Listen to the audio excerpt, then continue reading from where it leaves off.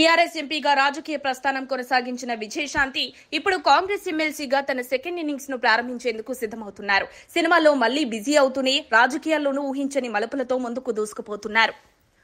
తాజాగా ఆమెకు మరో కీలక అవకాశం దక్కబోతున్న వార్త రాజకీయ వర్గాల్లో చర్చనీయాంశమైంది. తెలంగాణ కేబినెట్ లో ఖాళీగా ఉన్న 6 స్థానాల్లో ఒకటి విజయశాంతికి కేటాయించబోతున్నట్లు ప్రచారం జరుగుతోంది. విజయశాంతి ఒకప్పుడు తెలుగు చిత్రసీమలో లేడీ అమితాబ్ గా గుర్తింపు పొందారు. ఆ తర్వాత తెలంగాణ ఉద్యమంలో కీలక పాత్ర పోషించి 2009లో టీఆర్ఎస్ తరపున మెదక్ ఎంపీగా గెలిచారు. అయితే 16 ఏళ్ల విరామం తర్వాత ఇప్పుడు మళ్లీ కాంగ్రెస్ ఎమ్మెల్సీగా రాజకీయ ప్రస్థానాన్ని కొనసాగించబోతున్నారు. అసెంబ్లీ ఎన్నికలకు ముందు కాంగ్రెస్ లో చేరినప్పటికీ ఆ తర్వాత ఆమె రాజకీయంగా పెద్దగా కనిపించలేదు. పార్టీ కార్యక్రమాల్లో కూడా తక్కువగా పాల్గొన్నారు. ముఖ్యంగా సీఎం రేవంత్ రెడ్డి ప్రభుత్వం అమలు చేస్తున్న మహిళా సంక్షేమ పథకాలపై ఆమె పెద్దగా స్పందించలేదు. దీంతో రాజకీయాలకు ఆమె దూరంగా ఉన్నారనే భావన ఏర్పడింది. అయితే సినిమాల్లో మళ్లీ యాక్టివ్ అవుతూనే ఎమ్మెల్సీగా అనూహ్యంగా తెరపైకి వచ్చారు. విజయశాంతి ఢిల్లీలో ఉన్న పరిచయాలను ఉపయోగించి ఎమ్మెల్సీ స్థానం సాధించారని పార్టీ వర్గాలు చెబుతున్నాయి. ఇప్పుడు కేబినెట్ విస్తరణ నేపథ్యంలో మరోసారి ఆమె పేరు తెరపైకి వచ్చింది. తెలంగాణ లేడీ సూపర్ స్టార్ మంత్రిగా బాధ్యతలు చేపట్టబోతున్నారన్న ప్రచారం జరుగుతోంది.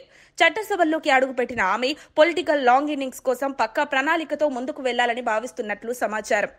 ప్రస్తుతం కేబినెట్ లో 12 మంది మంత్రులుగా ఉన్నారు. గరిష్టంగా 18 మంది వరకు ఉండవచ్చు. హైకమాండ్ ఈ ఖాళీలను పూరించేందుకు వివిధ నేతల పేర్లను పరిశీలిస్తోంది. విజయశాంతితో పాటు కోమటిరెడ్డి రాజగోపాల్ రెడ్డి, వాకిటి శ్రీహరి, గడ్డం వివేక్, సుదర్శన్ రెడ్డి తదితరుల పేర్లు చర్చలో ఉన్నట్లు తెలుస్తోంది.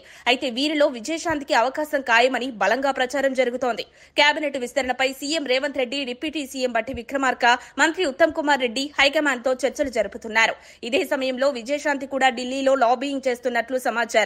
ఆమె తెలంగాణ ఉద్యమంలో పోషించిన పాత్ర, రాజకీయ అనుభవం, cine glamour, all these factors are said to be working in her favour.